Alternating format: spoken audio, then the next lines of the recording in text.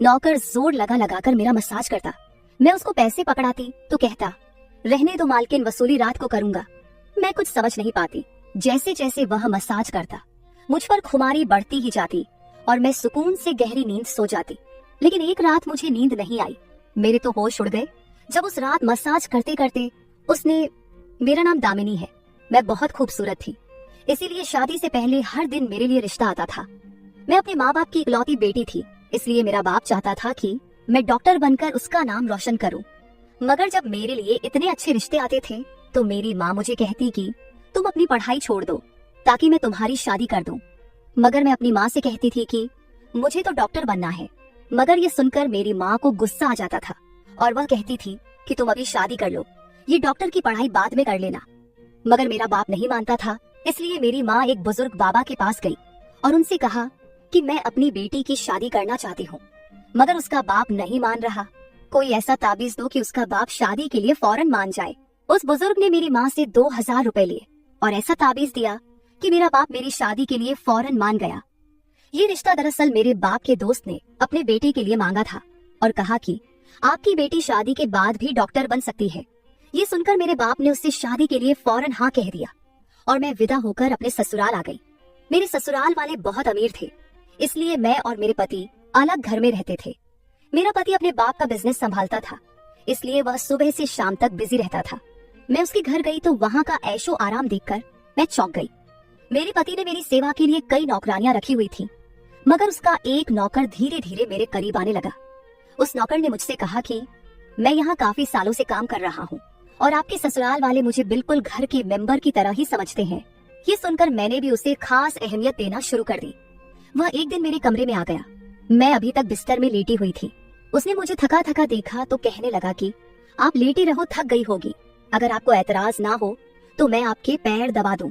यह सुनकर मैं चौंक गई।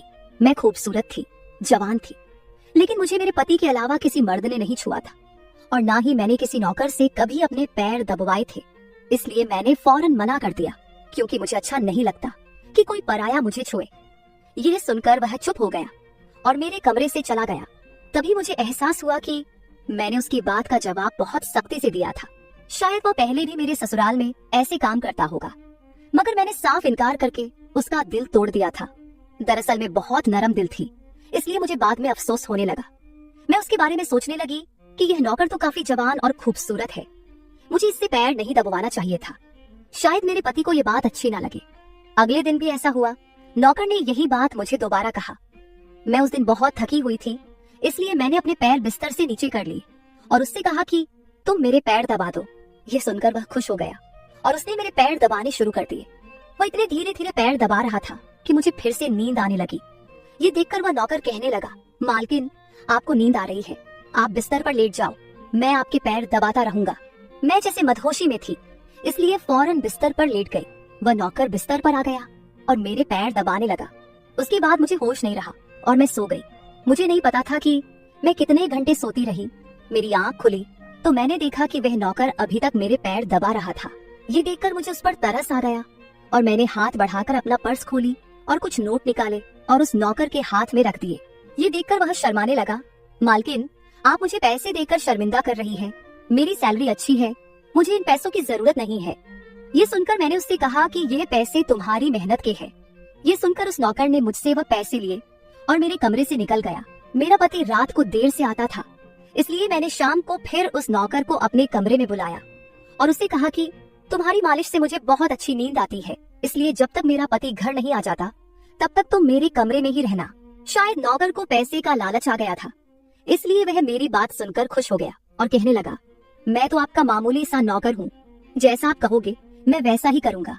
आपके पैर दबाता रहूंगा ताकि आपकी थकान उतर जाए और आपको सुकून मिले। ये सुनकर मैंने उससे कहा कि तुम्हारे हाथों में जादू है, इसलिए तो मेरी सारी थकावट उतर जाती है। एक दिन नौकर ने मुझसे कहा कि आपकी सास भी कभी कभी मुझसे मसाज करवा लेती थी। ये सुनकर मैं चौंक गई। मुझे मेरी सास ऐसी नहीं लगती थी, मगर वह नौकर झूठ बोलने वाला नहीं लगता था। मुझे ससुराल आए 1 महीना होने वाला था, इसलिए मैंने नौकरों को परख लिया था। वह मुझे हर बात सच ही कहता था। मेरे घर में नौकरानियां भी काम करती थी, मगर वह झूठी और बेईमान थी। वह मुझसे जो बात सुन लेती थी उसे पूरे मोहल्ले में मशहूर कर देती थी, इसलिए मैं उन्हें अपने कमरे में नहीं आने देती।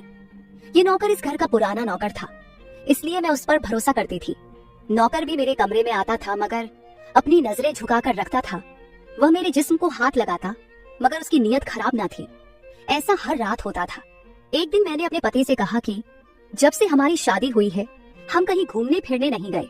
यह सुनकर मेरे पति ने कहा कि जब से हमारी शादी हुई है तुम भी तो हर वक्त नींद में रहती हो।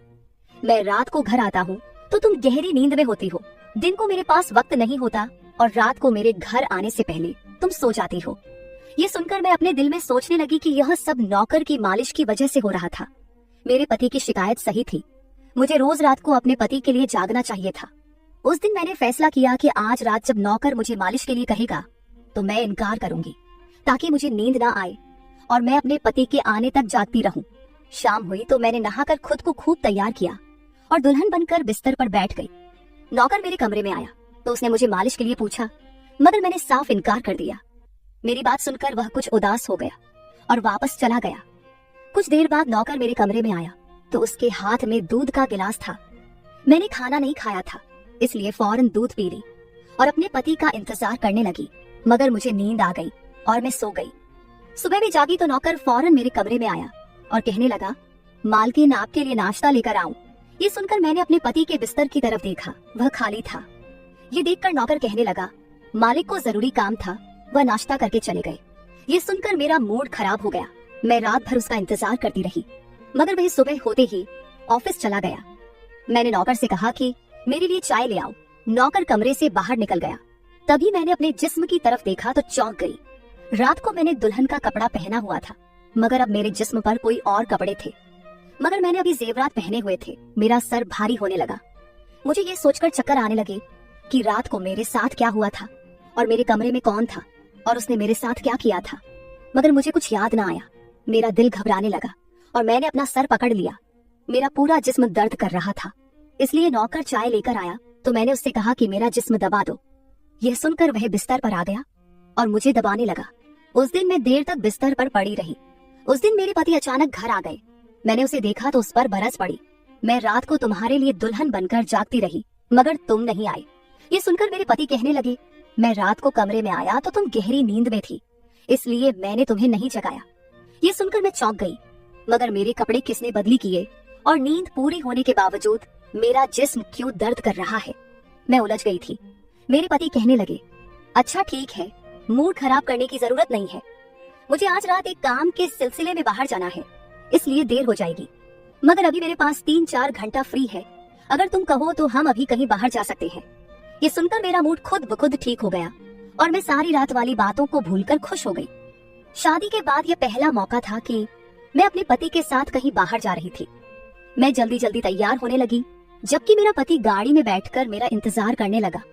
उस वक्त नौकर मेरे कमरे में आ गया और मुझसे पूछा, मालकिन आप कहीं जा रही हैं क्या? ये सुनकर मैंने उससे कहा कि हाँ, मगर तुम क्यों पूछ रहे हो? ये सुनकर नौकर कहने लगा, मैं आपका नौकर हूँ, मगर आपको यही सलाह दूंगा कि आप बाहर नहीं जाओ, क्योंकि आपका जिस्म थक जाएगा। ये सुनकर मुझे गुस्सा आ गया और मैंने उससे कहा कि तुम मेरे नौकर हो, मेरे पति बनने की कोशिश मत करो। ये कहकर मैं बाहर चली गई। ना जाने मुझे किस बात पर गुस्सा आ गया था। मैंने उस नौकर को खूब खरी खरी सुना दी। वह भी अपनी औकात जान गया था। तभी तो मैं जब घर आई तो वह मेरे सामने नहीं आया। मेरे पति मुझे गेट पर उतारकर वापस बाहर जा चुके थे। जबकि मैं अंदर आई तो मेरा सारा जिस्म बुरी तरह दुख रहा था। शायद मेरे जिस्म को मालिश की आदत हो गई थी। तभी तो रात होते ही वह मालिश के लिए तड़पने लगता था, लेकिन मैंने उस नौकर को नाराज कर दिया था, इसलिए आज वह मेरी मालिश करने नहीं आया। मगर मुझे उसकी जरूरत थी, इसलिए मैंने एक नौकरानी को बुलाया और उस नौकर को बुलाने को कहा। थोड़ी देर गुजरी थी कि वह नौकर मेरे कमरे में आ गया, मेरे बिस्तर पर बैठ गया और चुपचाप मेरे पैरों को दबाने लगा। ये देखकर मुझे शर्मिंदगी हुई। मैंने उसे इतना बुरा भला कहा, मगर उसने मेरी बात को बिल्कुल बुरा नहीं माना। मैंने उसे चुप देखा तो कहने लगी, मुझे उस वक्त पता नहीं क्या हो गया था, इसलिए मैंने तुम्हें खरी खरी सुनाई। मैं इतने दिनों के बाद अपने पति के साथ कहीं बाहर जा रही थी, इसलिए मुझे तुम्हारा टोकना अच्छा नहीं लगा, इसलिए मुझे माफ कर दो। मैं उसकी मालकिन थी और उसे इस काम के पैसे देती थी, मगर अब भी मुझ में इंसानियत जिंदा थी, इसलिए मैंने मालिक होकर भी नौकर से माफी मांग ली, क्योंकि वह भले ही नौकर था, मगर वह एक इंसान भी तो था। मेरी बात सुनकर वह नौकर कहने लगा, मैं आपका नौकर हूँ, इस काम के लिए मैं आपसे सैलरी लेता हूँ, इसलिए आपको हक है, आप जो चाहे मुझे कह दे। ये सुनकर मैं चुप हो गई, मगर मैंने सोच लिया था कि आइंदा इससे ऐसा कुछ नहीं कहूंगी। वह उस रात देर तक मेरी मालिश करता रहा और फिर मुझे नींद आ गई। मुझे नहीं पता था कि नौकर मेरे कमरे से कब निकला और कब मेरे पति घर पर आए। मैं सुबह उठी तो मेरा पति बाथरूम में था और बाहर जाने के लिए तैयार हो रहा था। मैं उसे हैरानी से देखने लगी। पता नहीं आजकल मुझे क्या हो रहा था। नौकर की मालिश से मुझे इतनी गहरी नींद आती कि मुझे किसी बात का होश ना रहता था। मुझे इस बात का भी पता नहीं चलता था कि मेरा पति कब कमरे में आता था। मैं सोचने लगी कि इस नौकर की मालिश में ऐसा क्या जादू था कि वह मेरे पति के आने से पहले ही मेरी मालिश करता। तो मैं अचानक गहरी नींद में सो जाती थी। सुबह जब मैं उठती तो मेरा सर भारी महसूस होता और मैं चलने फिरने के काबिल नहीं रहती। मगर यह बात मैंने अपने पति को नहीं बताई, क्योंकि मैं नहीं चाहती थी कि ये बात मेरे पति को पता चले कि मैं उस नौकर से मसाज करवाती थी। एक दिन मेरा पति दिन के वक्त घर पर ही रहा। मैंने नौकर से घर के सारे काम करवाए, अपने कमरे में नहीं आने दिया। नौकर भी घर के सारे काम करता रहा और मसाज वाली बात किसी के सामने अपने मुंह से नहीं निकाली। मैं भी चाहती थी कि यह बात किसी को पता ना चले। इस दौरान जब मेरा पति घर से बाहर जाता था, मैं उस नौकर को कमरे में बुला लेती थी। मगर एक दिन मेरा पति अचानक ही घर आ गया और मैं कमरे में थी। यह देखकर मैं बहुत घबरा गई और सोचा कि पति के आने से पहले नौकर को भगा दूं। मगर यह नौकर भी बड़ा समझदार था। मेरे पति के आने से पहले दूसरे काम पर लग गया और मेरे पति को कुछ पता नहीं चला। मैं मसाज घर की नौकरानियों से भी करवा सकती थी, मगर उस नौकर के हाथ में क्या जादू था कि मैं उसे हर रोज अपने कमरे में बुला लेती थी। मुझे पता नहीं क्या हो जा रहा था। जिस रात मैं नौकर से मसाज नहीं करवाती थी, उस रात मेरे पूरे जिस्म में दर्द हो जाता था। सुबह में जागती तो मेरा सर भारी हो जाता था और मुझे थकान भी हो जाती थी। एक रात मैंने नौकर से मालिश करवाई और गहरी नींद सो गई। सुबह मेरी आंख खुली तो फिर से मेरे कपड़े चेंज हो चुके थे। ये क्या माजरा था? ऐसा कौन करता था? क्या मेरा पति मेरे साथ ऐसा कर रहा था? मैं सोच में पड़ गई। मैंने शीशे के सामने जाकर देखा तो चौंक गई। मेरे पूरे जिस्म पर लाल निशान पड़ गए थे। यह कैसे निशान थे? मैं अपने जिस्म पर हाथ फेरने लगी। मैं जैसे उस निशान को मिटाना चाहती थी, मगर ऐसा ना हुआ। अगले दिन फिर मैंने अपने जिस्म को देखा कि निशान खत्म होने के बजाय फैलने लगे थे। मैं घबरा गई। तभी मेरे कमरे में नौकर आ गया और उसने मुझे मालिश को कहा। मैं उस निशान को छुपाना चाहती थी, इसलिए उससे कहा कि आज तुम सिर्फ मेरे पैर दबा दो। उसने मुझसे कुछ नहीं पूछा, मगर मैं अंदर ही अंदर डर रही थी। किसी दिन मेरे पति ने यह निशान देख लिए तो मैं उसे क्या जवाब दूंगी। मैं ये सोच सोचकर थक चुकी थी, इसलिए मैंने तकिए पर पैर रख दिए। नौकर मेरा मसाज करने लगा। मेरी आंखें नींद से बंद होने लगी थी। तभी मुझे नौकर ने ऐसी बात कह दी जिसे सुनकर मेरे होश उड़ गए। उसने मुझसे कहा, मालकिन आप मुझे बहुत अच्छी लगती हो। मेरी आंखें बहुत बोझल होने लगी थी। मुझे उसकी बात समझ नहीं आई और फिर मैं गहरी नींद सो गई। सुबह मेरी आंख खुली तो मेरा पति भी बिस्तर में लेटा हुआ था। मेरा सर भारी हो रहा था और जिस्म दर्द से छूट रहा था, मगर उसके बावजूद मैं अपने पति के करीब गई और उसे धीरे से उस निशान के बारे में बता दिया। मैंने सोचा कि यह निशान बढ़ रहे थे, इसलिए मुझे यह बात अपने पति को बता देनी चाहिए। ये सुनकर मेरे पति ने मेरे जिस्म से कपड़ा हटाया तो वह उछल पड़ा। वह मुझसे दूर हो गया और कहने लगा, तुमने मुझे धोखा दिया है, बेवफाई की है और तुम्हें उसी की सजा मिली है। यह कोई बीमारी नहीं है, बल्कि तुम्हारा गुनाह है। मुझ में क्या कमी थी जो तुमने दूसरा मर्द तलाश कर लिया? मैं काम में बिजी था, मर तो नहीं गया था कि तुमने एक और चक्कर चला लिया। ये सुनकर मैं हक्का बक्का रह गई। मैंने उससे कहा कि यह आप कैसी बातें कर रहे हैं, मैं बेकसूर हूँ।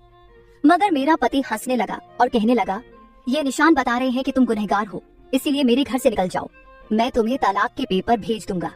उसने मुझे धक्के मार मार कर घर से निकाल दिया। मैं रोते हुए अपने माँ बाप के घर आ गई और उन्हें अपनी बेगुनाही का यकीन दिलाया। वे मेरे अपने थे, इसलिए उन्होंने यकीन कर लिया। उन्होंने कहा कि वह मेरे पति से बात करने जाएंगे, मगर उनके जाने से पहले ही तलाक के कागज आ गए और मेरी हंसती मुस्कुराती दुनिया उजड़ गई। मैं इसका जिम्मेदार किसको ठहराती? कोई भी तो नहीं था। मैं कई दिनों तक रोती रही। मुझे ऐसा लगने लगा था जिससे मैं मरने वाली थी। एक दिन मेरी माँ मेरे कमरे में आई और कहने लगी कि तुमसे कोई मिलने आया है। मैं भाग कर गई कि शायद मेरे पति आए हो, उसे मेरी बेगुनाही का एहसास हो गया हो। मगर वहाँ मेरा पति नहीं था, बल्कि वही नौकर था जो उसके घर काम करता था। मैंने उसे आने का कारण पूछा तो वह कहने लगा, मैं आपके उन निशानों के बारे में जानता हूँ। ये सुनकर मैं चौंक गई। मैंने उसको कसकर पकड़ा और उसकी शर्ट का बटन एक झटके से खोल दिया। मुझे अब समझ आया कि मेरे पति ने मुझ पर इतने गंदे इल्जाम क्यों लगाए थे। ये कहकर मैंने नौकर के सीने पर मुक्के मारने शुरू कर दिए। मैंने कहा, ये निशान मेरे जिस्म पर कैसे आए? तुमने मसाज के बहाने मेरे साथ क्या क्या किया था? मुझे सच सच बताओ। ये सुनकर नौकर ने मेरे दोनों हाथ पकड़ लिए और कहने लगा, मेरा नाम राजेंद्र है और मैं तुम्हारे साथ यूनिवर्सिटी में पढ़ता था, मगर मुझे तुमसे प्यार हो गया। मैं भी डॉक्टर बनना चाहता था और मैंने सोचा था कि जब हम दोनों डॉक्टर बन जाएंगे तो मैं तुम्हारे बाप से तुम्हारा हाथ मांग लूंगा। मगर एक दिन तुम्हारी सहेली की जुबानी मुझे पता चला कि तुम्हारी माँ तुम्हारी शादी जल्द करना चाहती है, इसलिए मैंने डर कर तुम्हारे घर रिश्ता भेजा। मगर तुम्हारे बाप ने इनकार कर दिया और कहा कि मैं अपनी बेटी की शादी तब करूंगा जब वह डॉक्टर बन जाएगी। इसलिए मैं टेंशन फ्री होकर अपनी पढ़ाई करने लगा। मुझे 1 हफ्ते के लिए अपने कजिन की शादी के लिए शहर से बाहर जाना पड़ा, तभी तुम्हारी शादी हो गई। वह यह सब मुझसे कह रहा था और मैं चुपचाप उसे देख रही थी। जब मैं वापस आया तो मेरी मोहब्बत किसी और की दुल्हन बन चुकी थी। मैं तुम्हारे प्यार और दीवानगी में तुम्हारे ही घर का नौकर बन गया ताकि मैं तुम्हारे करीब रह सकूं। मैं तुम्हारे करीब आना चाहता था, इसलिए मसाज के बहाने तुम्हारे कमरे में आ जाता था और रात को तुम्हारे दूध में बेहोशी की दवा मिला देता था ताकि तुम सोती रहो और तुम्हारा पति तुम्हारे करीब ना आ सके, क्योंकि तुम मेरी थी। मैं तुम्हें किसी और के करीब नहीं देख सकता था। ये सुनकर मैं हक्का बक्का रह गई। क्या तुमने मेरे साथ कभी कुछ गलत किया? ये सुनकर उसने मेरा हाथ अपने सर पर रख लिया और कहा, मैं तुमसे प्यार करता था, इसलिए तुम्हारी इजाजत के बगैर मैं तुम्हारे साथ कुछ नहीं करना चाहता था। ये सुनकर मैंने उस निशान की तरफ इशारा किया जो हम दोनों के जिस्म पर थे। ये सुनकर वह हंस दिया और कहा कि मैं डॉक्टर हूँ और ये सिर्फ इन्फेक्शन है। ये मैंने इसलिए किया ताकि तुम्हारे पति को हम दोनों के ऊपर शक हो जाए। ये कहकर उसने मुझसे माफी मांग ली और मैंने पूरे 1 साल उसे सजा देने के बाद माफ कर दिया और फिर उसके साथ शादी कर ली। तो मेरे प्यारे दोस्तों, ये थी हमारी आज की छोटी सी कहानी। आपको ये कहानी कैसी लगी कमेंट करके जरूर बताएं। अगर आपको ये कहानी पसंद आई हो तो इसे लाइक करें और अपने दोस्तों के साथ शेयर करें। अगर आप ऐसी ही और भी इंटरेस्टिंग और रोमांटिक कहानियां सुनना चाहते हो तो चैनल को सब्सक्राइब जरूर कर ले और बेल आइकॉन ऑन कर ले ताकि आपको मेरी हर कहानी समय पर मिल सके। कल मिलेंगे एक और नई कहानी के साथ। धन्यवाद।